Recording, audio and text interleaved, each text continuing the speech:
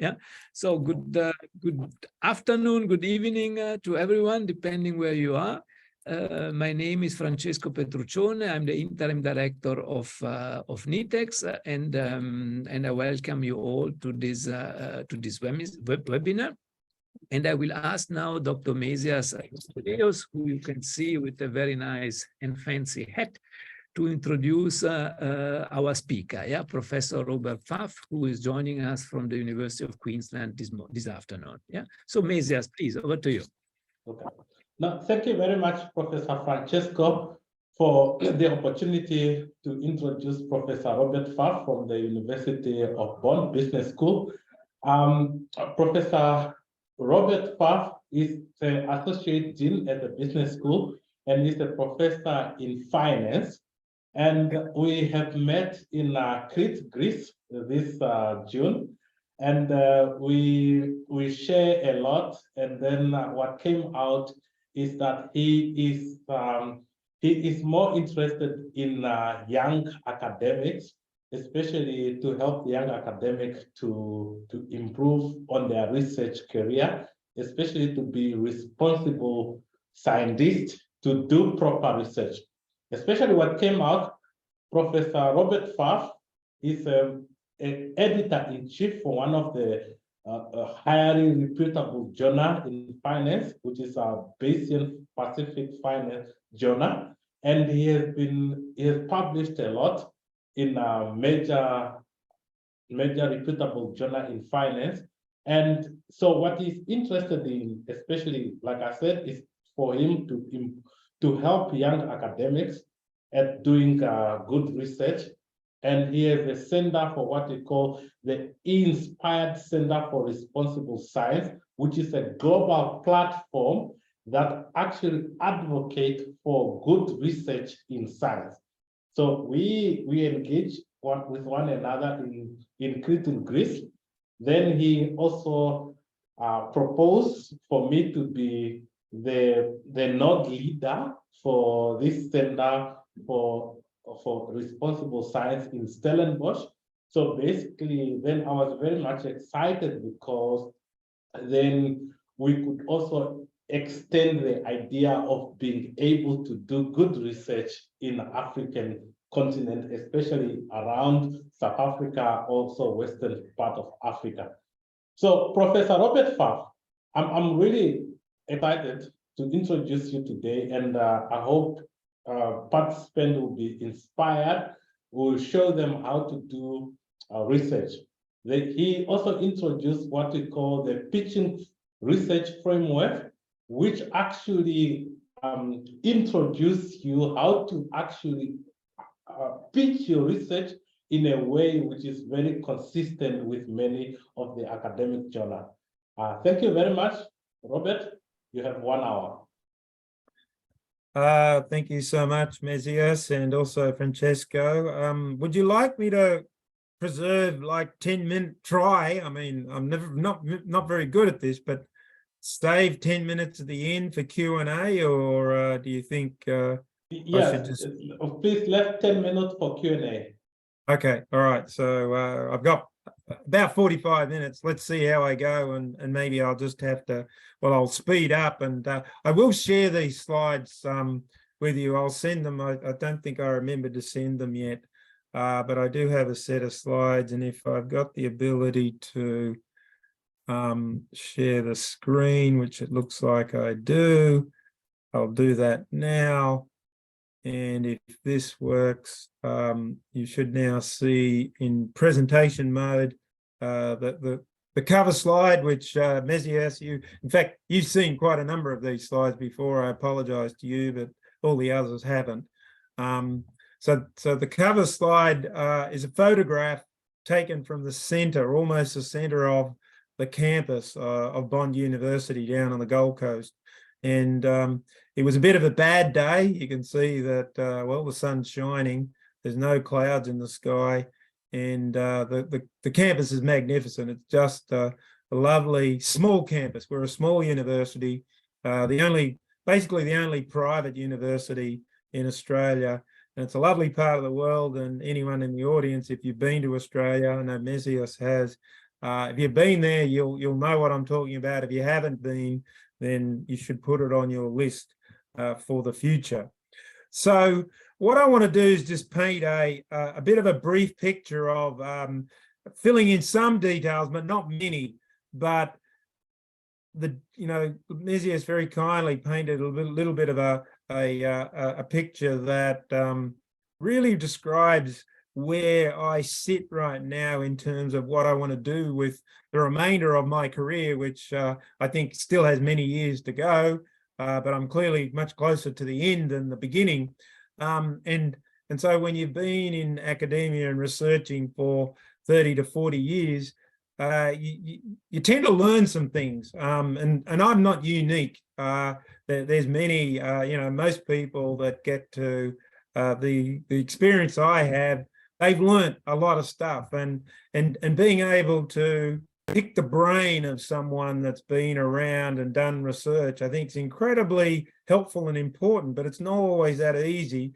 And so what I've decided to do with my career, and probably at least the last 10 years, is progressively become more devoted to helping as much as I can, particularly into distant places from me, and certainly where you are right now is pretty distant. I would hope to visit someday, but to share some insights and hopefully help to add to the training, the research training, and the capacity building in research.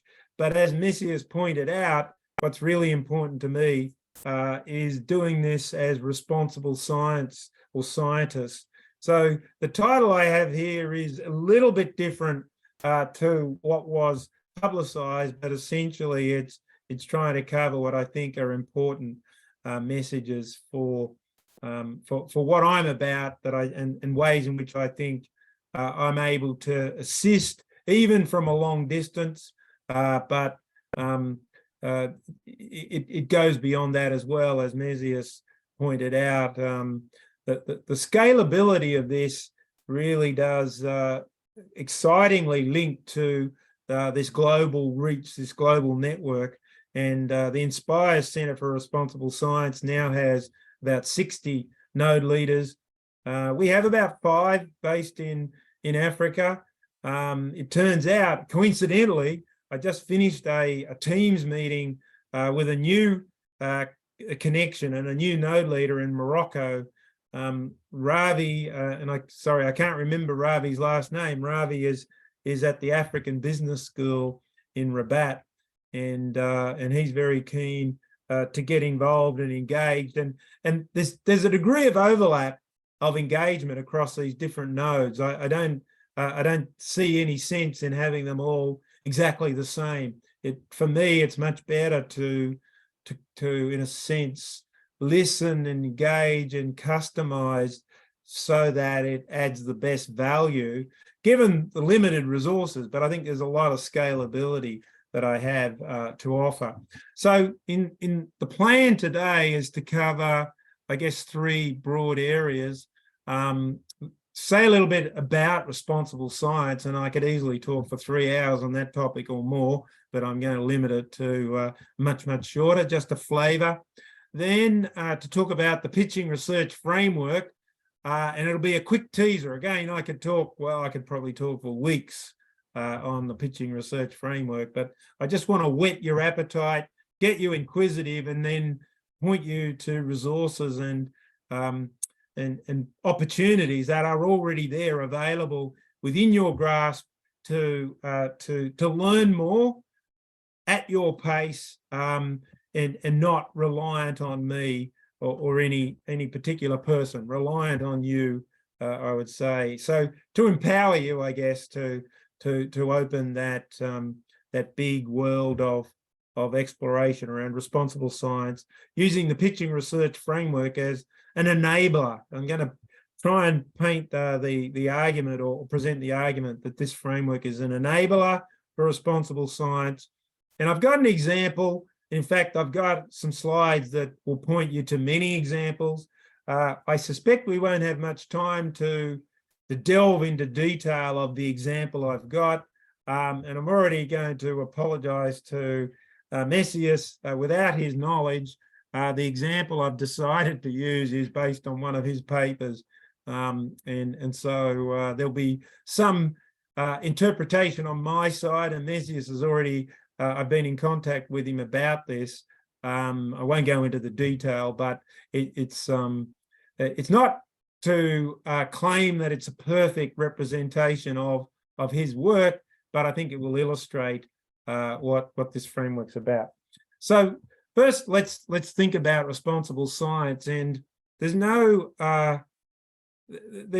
unique source of information about what one might think of that describes what responsible science is. And I'm going to give you my take on this. I don't think it's entirely controversial, but I'm not claiming unique wisdom, or that I'm telling you something that no one else will tell you, or that it's something that I've invented. It's sort of pulled together from probably the best part of 10 or more years of conscious thought about what this is and why it's important. And I think it will be of great assistance to you just in terms of a broad mindset. So there are three pillars, in my mind at least, there are three pillars to comprise responsible science. So they're listed, or they're shown in this very simple diagram. So we have credible research, relevant research, and independent research. So the first thing you should note there is that I'm talking about science, but really I'm talking about research. And I don't think it's a stretch to ask you to take on the view that research and science are largely synonymous. So if you think of yourself as a researcher and doing research, then really you're a scientist and you're doing science. Now, for most of us, we don't wear lab coats. We're not in the hard sciences. We're not in what the community would think of as the sort of mainstream of science, but we are scientists nevertheless. And so we have to think about, well, what's the enterprise? What is the research enterprise, the science enterprise? And to me, it's very closely intertwined with knowledge and the creation of knowledge. And often we think about the creation of new knowledge and new impactful knowledge. So that's certainly at the center of all this. And if we were to dig much deeper, we'd have discussions about, well, what is knowledge creation, et cetera, et cetera. But just as a sort of superficial sort of thought, most people, I hope, would not be offended by or want to debate that at the core of being researchers, at the core of being scientists, is the desire to create new knowledge. We often wear discipline hats. And so the way we view knowledge is through the lens of our discipline. Now, of course, there are multidiscipline approaches, interdisciplinary, cross-disciplinary, and they're important, but that complicates things. And so I think to simplify the message that I've got today, let's just take on and adopt this discipline focus. And within a discipline, it's often going to be the case that maybe there's a choice between different paradigms. So we need to make a few decisions that sort of then settle us on a stable foundation upon which we can conduct our research, we can search for new knowledge, and recognize that it's a very uncertain and very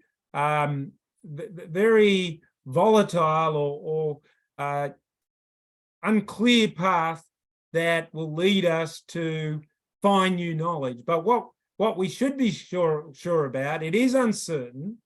We frustratingly never know whether we found the truth or not. And when I use the word truth, it can be quite controversial. Well, words like truth, objectivity, I'm going to use with some caution, and hopefully you will come along for the ride rather than want to see them as being open for debate.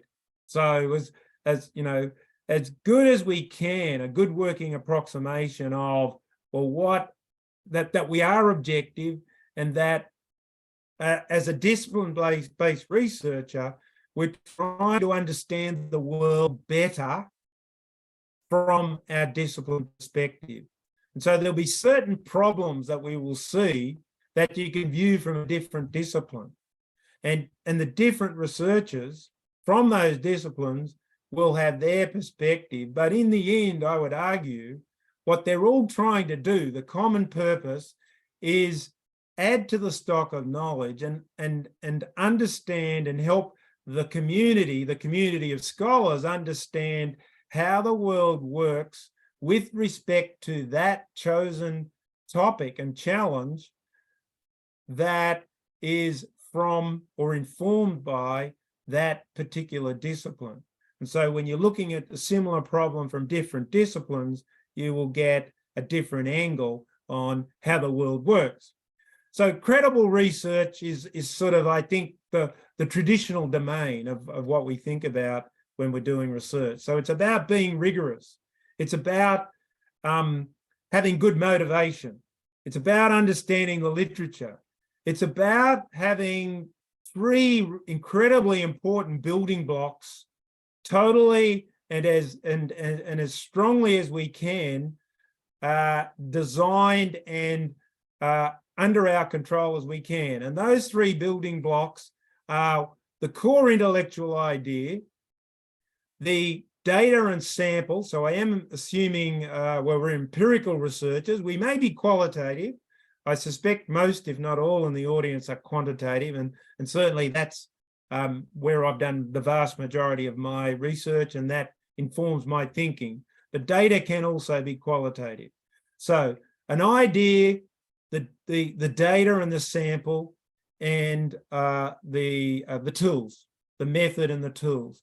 So to me, they're the core elements of, along with having a well-defined research question and a motivation and a rigorous design. And the rigorous design engages in the gold standard for that discipline. The gold standard, particularly around the data and sample that you choose, the tools and the methods, and probably also we would say about how you conceive the idea, the core intellectual idea. So to me, when you mix that all together, that is going to be incredibly important and is sort of the engine room, if you like, of where we often think in modern day 21st century research as credible research. Can we trust the research, or at least can we rely on it? But other factors come into play, and we will talk about those. Relevant research is more about the choice of topic. And so we know that traditionally academics can tend to choose quite esoteric topics, quite academic topics that have are either mysterious or at least have several steps between them and the real world. So when lay people see our research, sometimes, maybe more often than not, they're scratching their head trying to think, well, how is this going to help? How's this going to help me understand the world from a non-academic point of view? So the idea here is, with relevant research, is to get us thinking a little bit more about when we, at the point of time that we choose our topics, maybe that we should give a little bit more emphasis than maybe we currently are to topics that have a more real world foundation, that are related more closely and directly to problems that face non-academics. So that would be the relevant research angle. And then the third pillar is independent research. And I've used the term independent here, but I'm really thinking of a broad-based definition of independent research, not just in terms of conflicts of interest, not just in terms of research ethics and research integrity, which, you know, we have a lot of support for worldwide, you know, within our universities, there's policies and whatever. So we know a lot about that, but it's sort of also delving into the idea that as a researcher, we in a way, we try and have an out-of-body experience that we're independent to the point that when we see particular results, we are not tempted to create some sort of dependence with what we would like to see or the outcomes that we'd like to see. So it was really bringing in that angle in a broader sense, beyond integrity, beyond ethics, certainly incorporates those. So to me, the three core pillars of being a responsible scientist are these. And I should point out, I have no interest in telling anyone what topic you research. So what then this is totally my perspective, and the others will disagree. And certainly when you see the word responsible these days, it means maybe a whole lot of other things that I have no interest in, because I think that can easily become political. And I think as research scholars, as soon as you believe or wonder whether what you're doing is political or has political sort of manifestations, for me, the alarm bells ring, red lights flash, and I think that's something beyond what I'm interested in. So another way of putting it is, I don't care about the topic. No topics are excluded. No topics are I'm not ruling anything in or anything out. All I'm saying in it, and I believe those choices should devolve to the researcher. Of course, there will be incentives in place in various ways to affect that choice. But again, that's nothing to do with me. Whatever your choice of topic, my interest is trying to make us understand, be more serious and more careful about executing that research in line with responsible science. And our goal should be to as much as we can, produce credible research, to produce relevant research, and certainly to be independent researchers. So credible research, think of reliable knowledge, relevant research, useful knowledge, independent research, unbiased knowledge. I mean, don't read this as a sort of hard and fast, mutually exclusive set of propositions. Of course, there's going to be overlap between these concepts, but I think being simplistic to display them as three messages in this way is entirely helpful for us. Now, I could talk a little bit about the markers of responsible science, good science, true contest of ideas, avoidance of twisted and contorted narratives, genuine recognition of the fact that science is never settled, no emotion, no bullying, no cancelling, no deplatforming, no advocacy, no activism.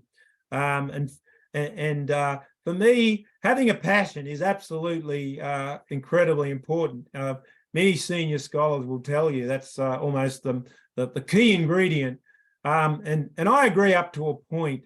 But where I might disagree with others is all of that enthusiasm, all of that passion should be focused on the question, the research question.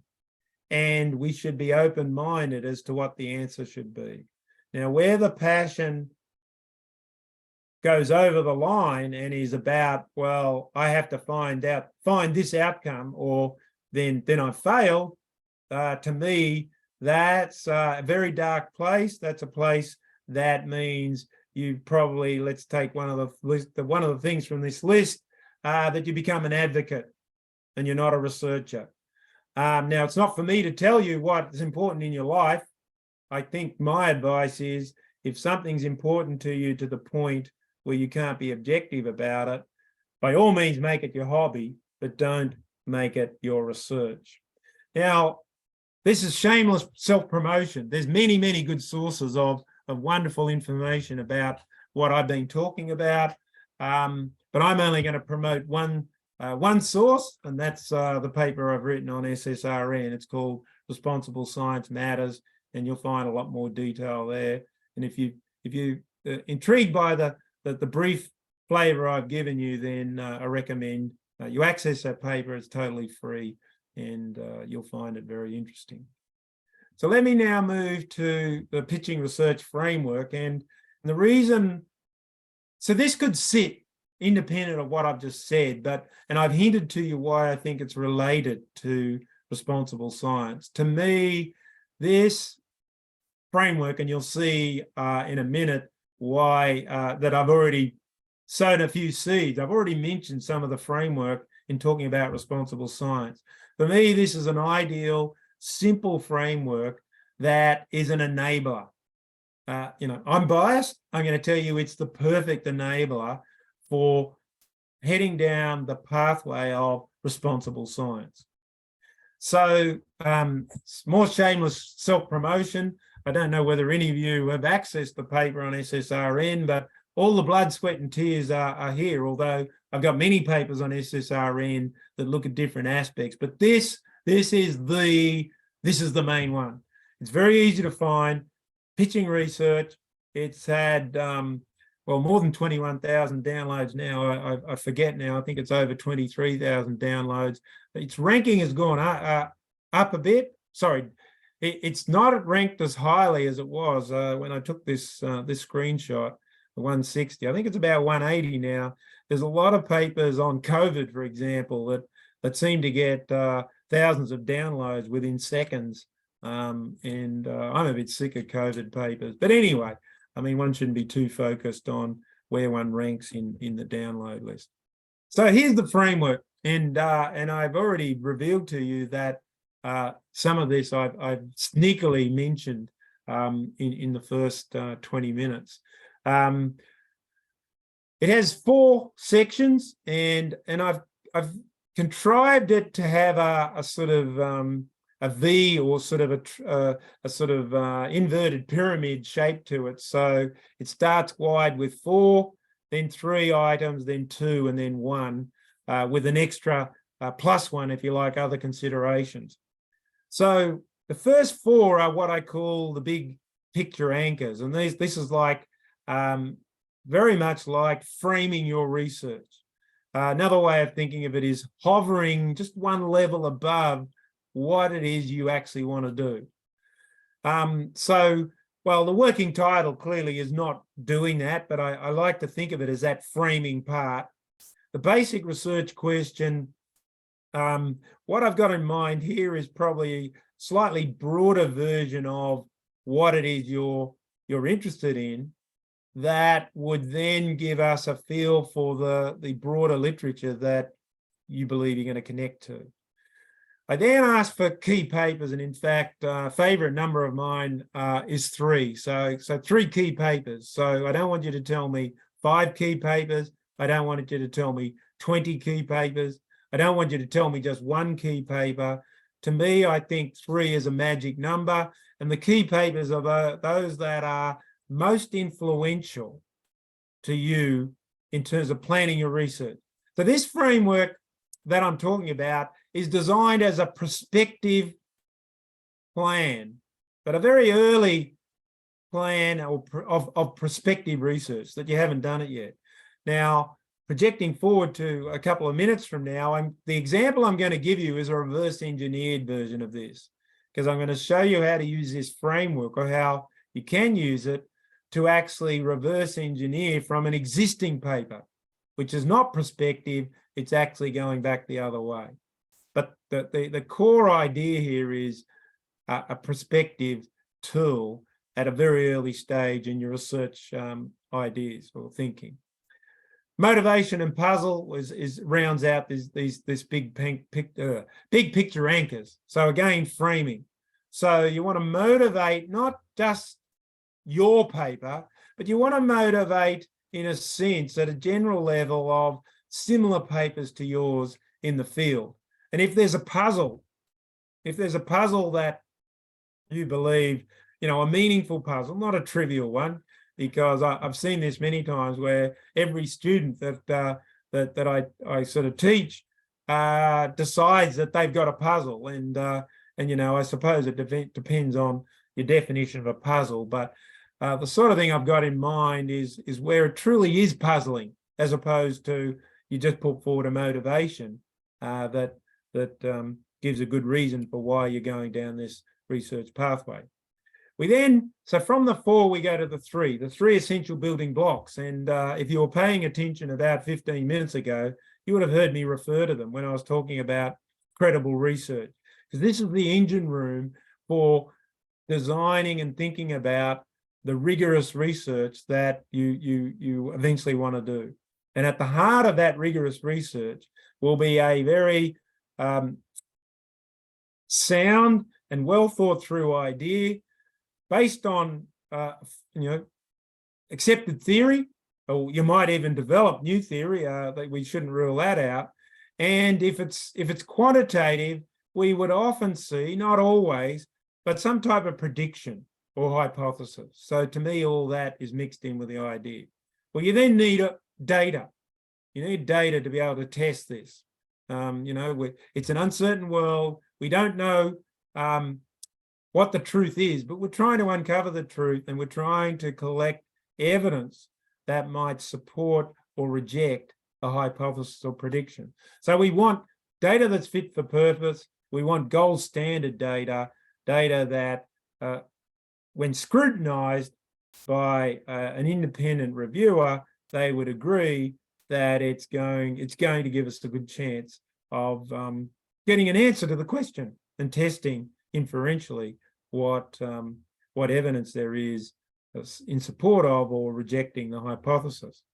But there's a third ingredient here, and that's the tools. So we need a rigorous set of tools that are fit for purpose and really have in our mind what's gold standard for the field. So, one of the mistakes that can be made by junior researchers is locking in on, a paper that's 20 years out of date, is using what seems to be a reasonable method.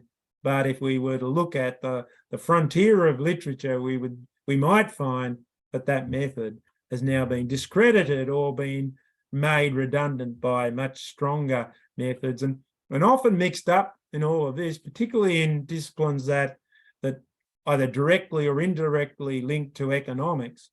We're after, the holy grail in a sense is causality.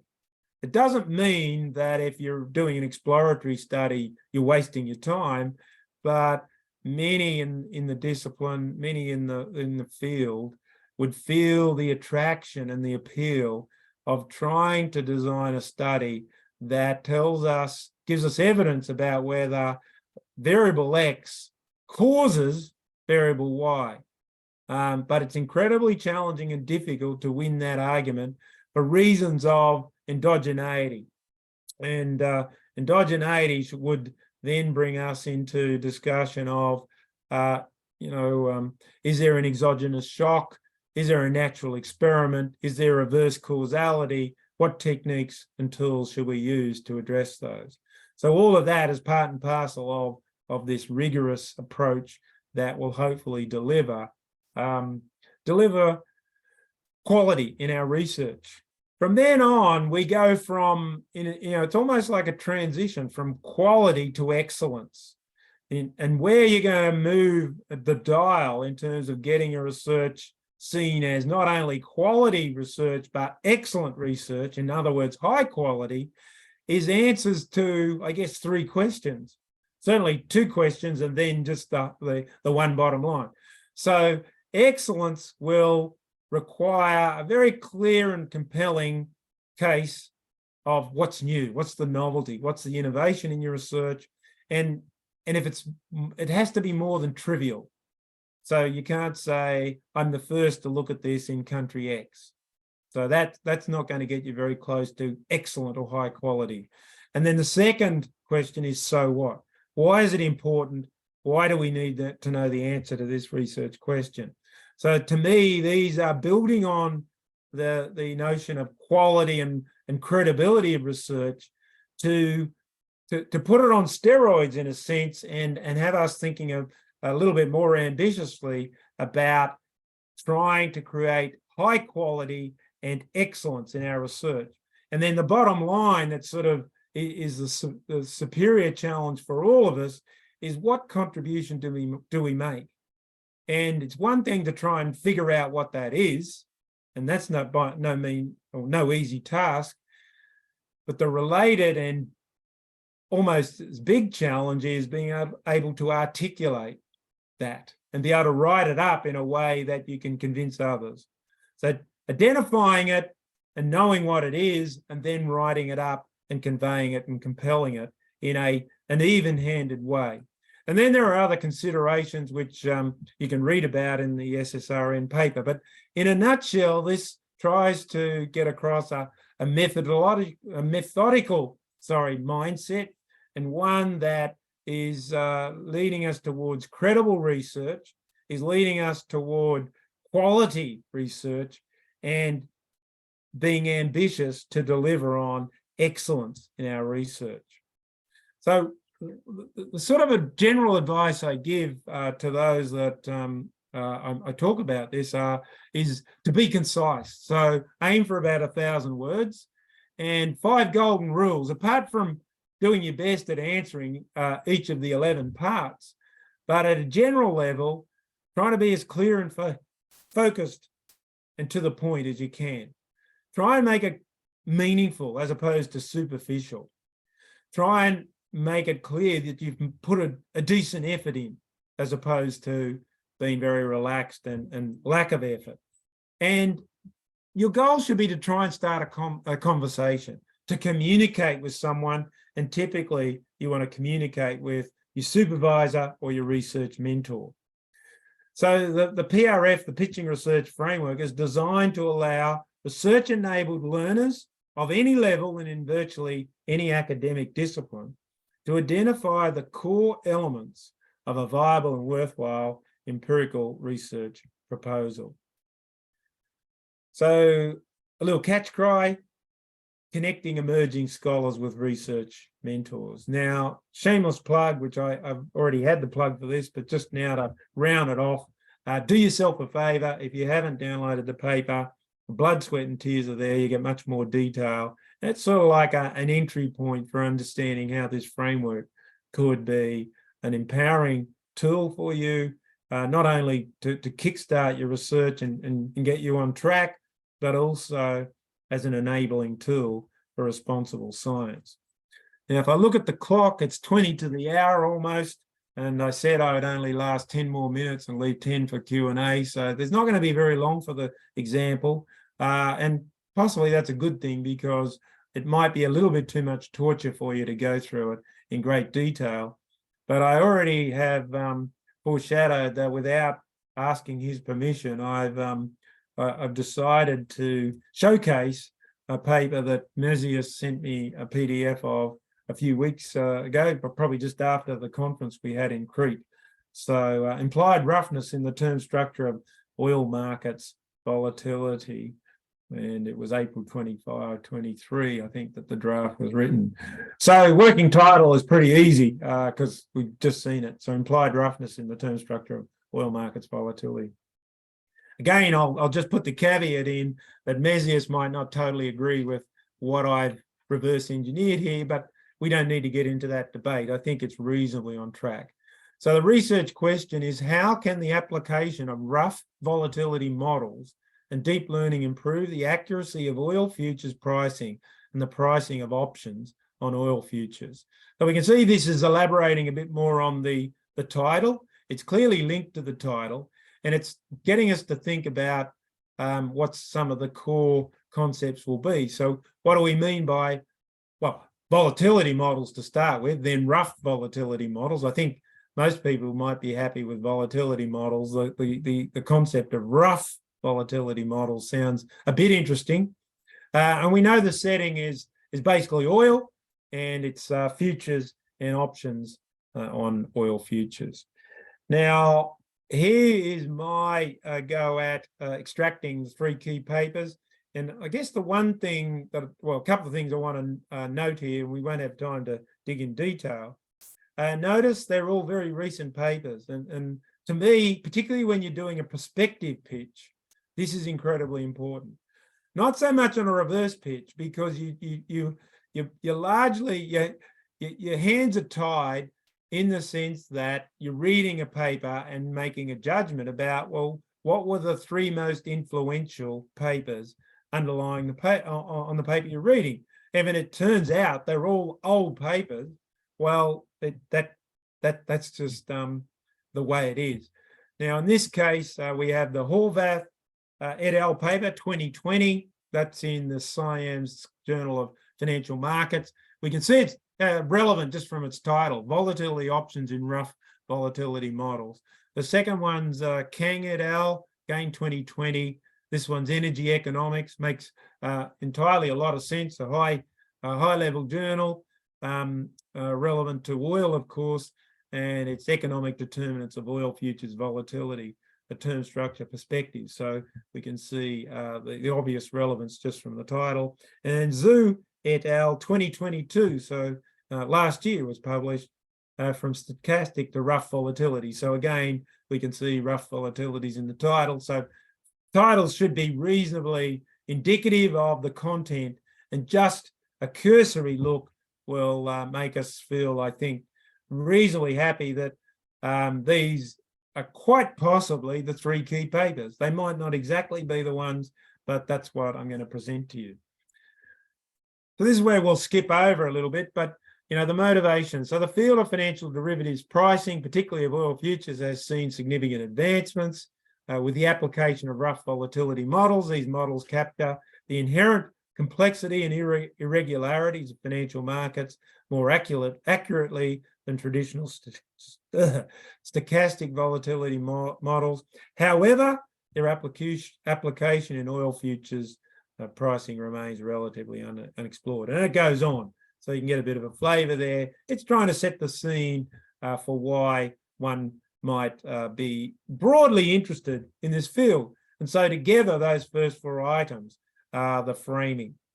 So what's the idea? This research employs rough stochastic volatility specifications to model the term structure of oil futures options prices. The core idea is to provide a comprehensive assessment of the volatility roughness and its importance for pricing. The research introduces the Hurst parameter as an additional parameter to capture the evolution of rough attributes. A little brief coverage here of the data. There's no surprise that it will be oil options on futures data, WTI, it's NYMEX, and it's basically the period 2006 to 2010. And we get a reason there for it's to do, the choice is to do with the global financial crisis. So you're looking for high volatility circumstances to look at the to address the research question, and there's a few other things there around the data. The tools, so it goes on to talk about optimization-based calibration methods, minimizing the distance between the model data and observed data. It refers to routine in MATLAB, ODEs, and a few other things. So fractional ODE reference there as well. So what's new? This research is unique in its application of rough volatility models to oil futures pricing, while rough volatility models are being applied in others areas. This is limited in oil futures. The integration of deep learning presents an innovative approach to enhancing the accuracy. There's a statement here about so what. I won't read it. There's a statement about contribution, and I won't read that either, but I think you're getting the basic feel. And then the one change up that for reverse engineered is, rather than talk about other considerations, it seems to me we already have the research, so we can ask the question, what are the key findings? And so there's a summary of the 3 key findings here. And actually, I propose cheekily some possible target journals. So the Cyan Journal of on financial mathematics, energy economics, and journal of banking and finance. And if I'm not mistaken, at least 2 of those were the same as the key papers, which sort of makes sense. It doesn't mean that you have to send your work to the journal that publishes 1 or more of your key papers. But gee, in a lot of cases, that makes total sense, because it's probably the reason or central to the reasoning of why your interest was sparked in that research in the first place, and you're trying to connect to that community and that conversation in that journal. So if you're interested in other written examples on the next slides, and as I said, I'll send these slides through either later tonight or tomorrow to NITheCS. There's a bunch of links here that will take you to different pictures that some of them are reverse engineered, some of them are actually perspective pictures. So you might be interested to have a look at a few of those. I'm not saying they're of equal quality. Some of them you might find that you could improve on, and I wouldn't dispute that, but at least seeing more of these examples is better than less examples. Now, in the remaining 3 minutes, I'll refer you to some bonus content, and if you take up the offer of looking at this bonus content, that'll be fantastic. If you don't, they're all free, and why not? So in the slides, and I talked to NITheCS about a micro-credential course that I'd be very keen to encourage use on your side, and there's all sorts of ways that can be used. It's called Pitching Research Matters. It's a course designed for 5 to 10 hours of effort, where you get a successful completion, a certificate from Bond University. It was mentioned the journal that I edit, Pacific Basin Finance Journal, PBFJ. We're heading down the pathway of pre-registered research, and it's probably not on most of your radars, but the pre-registered design for research is one way. There's no perfect solution to irresponsible research or science, if you like. That there's always a human behavioural element that will lead to sort of bad behaviour. But pre-registered research is one potential solution where journal editors can say, hey, follow this particular approach, and if all works out, you'll get a publication, and it has certain advantages which I don't have time to talk about here, but maybe on another occasion I could. And then it's been mentioned, the Centre for Responsible Science. So there's a bunch of slides here. I'll quickly flick over these. So there's a link on this slide that will take you to find out more about the Pitching Research Matters course. Here's a screenshot that would reflect what you would find when you clicked on that link. As I said, it's 5 to 10 hours.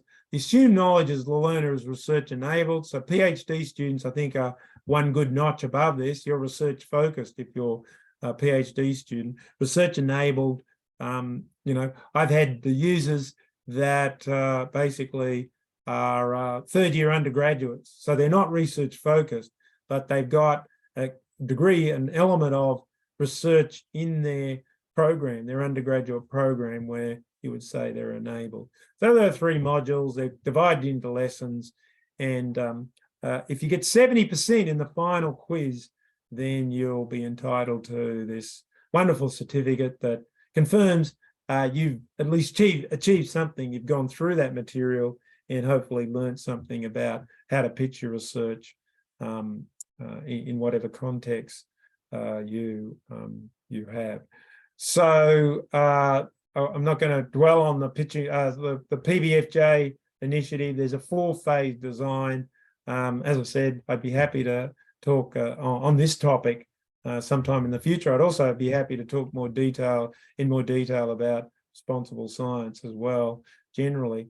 The Centre of Responsible Science, the InSPiR2eS Centre, which NITheCS has very kindly taken on the node leader role at his university in Stellenbosch. Very pleased about that. You can certainly put tonight's, or for me it's tonight, this session down as one of the collaborations, reflection of the collaboration that we were trying to do with the InSPiR2eS Centre for Responsible Science. So it's designed to get like-minded researchers to promote and engage principles and practice of responsible science. We're trying to, in the end, get ourselves positioned so that there's high-quality research, credible, relevant, and independent. And we're trying to reach to the most remote and under-resourced locations around the globe.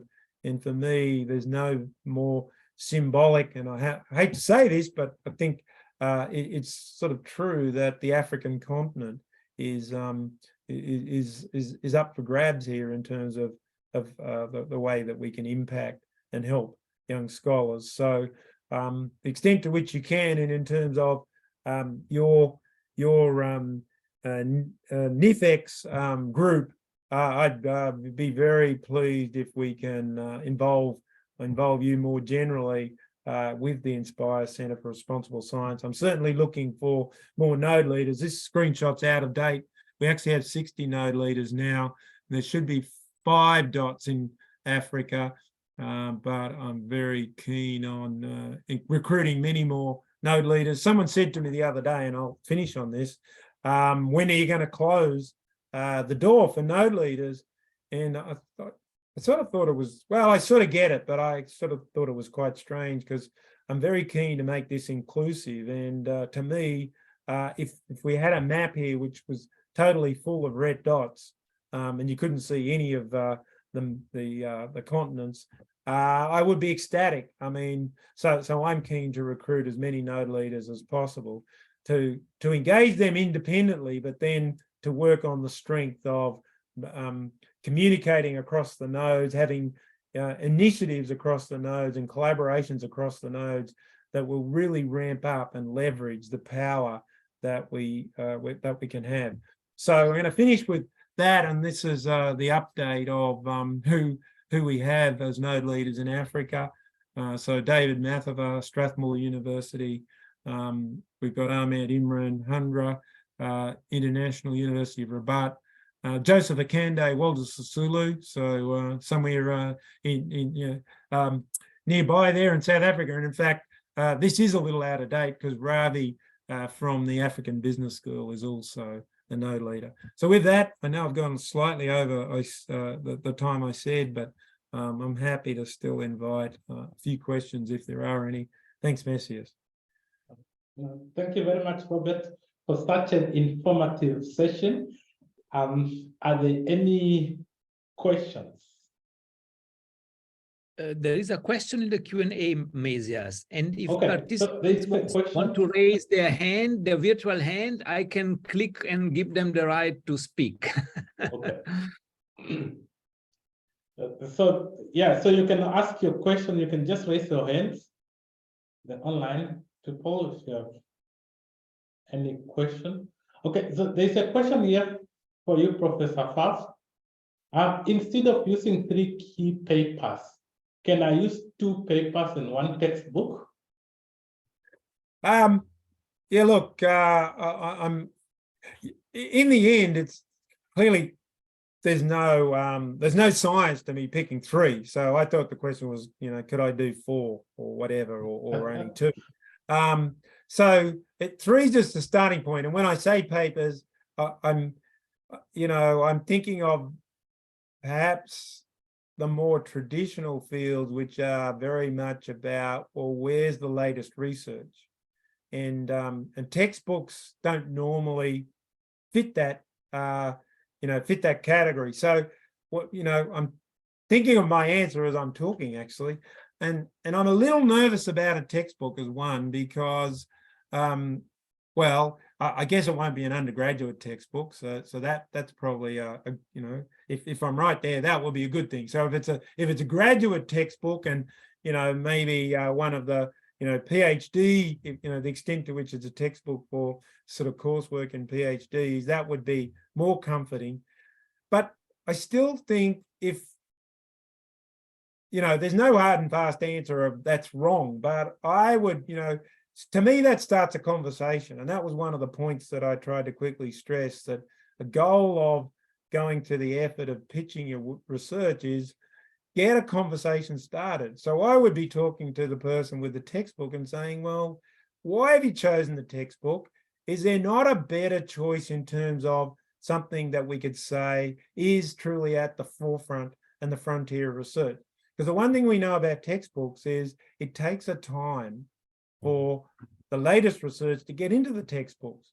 So I'm a bit nervous about the textbooks, but it would start a conversation.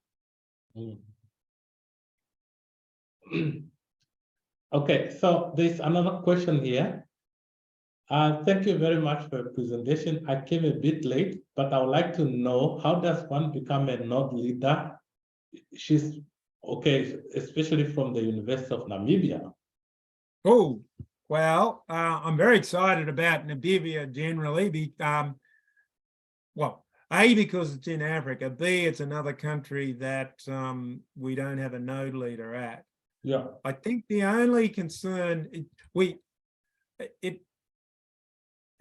I'm open to a conversation offline, but you know, it would be a bit odd, for example, and I don't know the background of the person, but if they're only a PhD student, then it's not quite what I have in mind. If you're like NITheCS, I think NITheCS, you've got quite an experience as a researcher. You're relatively new. You're probably going to admit that and accept that. You're a senior lecturer, if I'm right. Yeah. So someone of NITheCS's experience, I think, is quite a good candidate. And then working up from that, someone that's got someone that's a professor would I shouldn't say be better, because I don't want to offend NITheCS. I think having someone enthusiastic, like NITheCS is the key ingredient. Has some real experience at research and would be able to portray and have a profile and get some engagement. I think while I'm keen to have as many nodes as possible, having active nodes is going to be much better than having someone that says, oh, okay, I want to be a node, but then doesn't do anything. So bottom line is very excited about possibility of a Namibian node.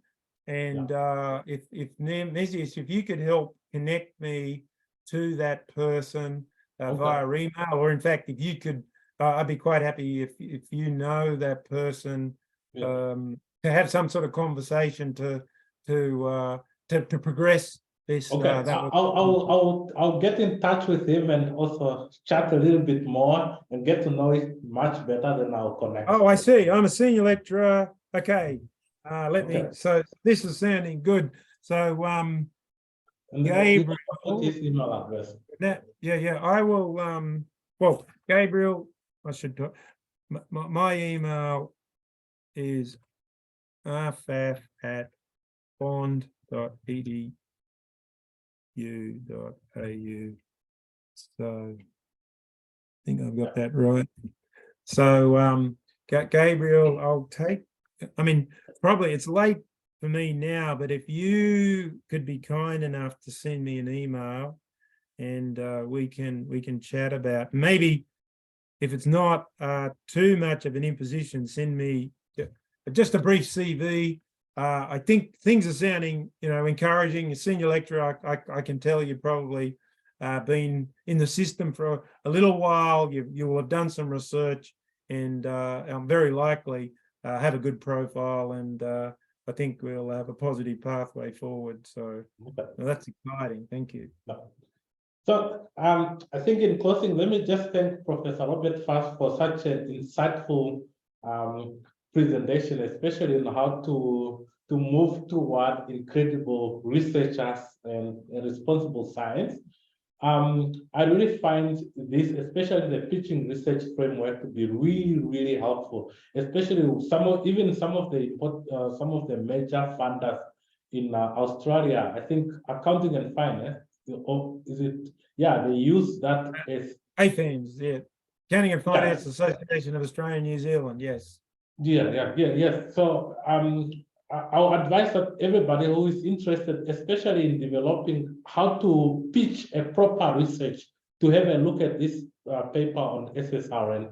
And also, you can also do a certificate for pitching research matters. Also, you get a certificate, which is really wonderful. And Prof. Robert, we want to really engage you more about, especially about NITheCS, to engage you more in the future. And then in the future, we also want to invite you here in Stellenbosch University. That would be wonderful. So yeah, very happy to maintain and continue and develop our collaboration and connection. I guess for a little while, you know, via Zoom and online and email, and then, as you say, you know, maybe next year there might be a possibility for me to visit in person. So absolutely, please stay in touch, NITheCS. Let me know. I'd be happy to do another session on something related to this, in, you know, probably drilling in a bit more detail if you felt that would be helpful. But whatever it might be, don't hesitate to ask me, and the worst that can happen is I give you a polite no, but I would predict it's not going to be a polite no. It'll be at least a conditional yes. Okay. Now, thanks. Let me hand over to Professor Francesco Petroscian to close. Yeah, no, Professor Faff, thank you very much. It was really interesting, and I'm really glad that we already identified a potential new node for your network. And as I mentioned at the very beginning, as NITheCS, we have associates at all 26 universities in South Africa, and we have also a network of African universities that we work with. There is an ARUA, it's called Africa Research University Association, where there is a collection of, I don't know, 15, 20 African universities that collaborate on various topics, and we would be more than happy to help you diffuse through our networks. Yeah, no, so that would be wonderful. That would be much appreciated. And of course, you know, just a strong recommendation is probably all I can, you know, ask and hope for. And, you know, everyone has to make a call and decision themselves, but I hope with your endorsement. You know, for instance, as NITheCS, we have a weekly colloquium, yeah, where open to all our 8 disciplines, yeah, and it would be absolutely a big pleasure to invite you in the next months or whenever to be one of the speakers, and then you can pitch your offer to our whole community. Yeah, no, I'd love to do that, and I mean, if it was okay with you, if we did that, if I did something that was quite similar to what I presented to you, yes, that would be a little boring for you. I get that, but but that's perfect. You know, that's perfect. That's perfect. Boring is always beautiful. All right, I've got. Sorry, I just see in the chat. So from the University of Pretoria, I don't know. It hasn't really given a name, but I might ask that person that looks like they want to be a node leader as well. Do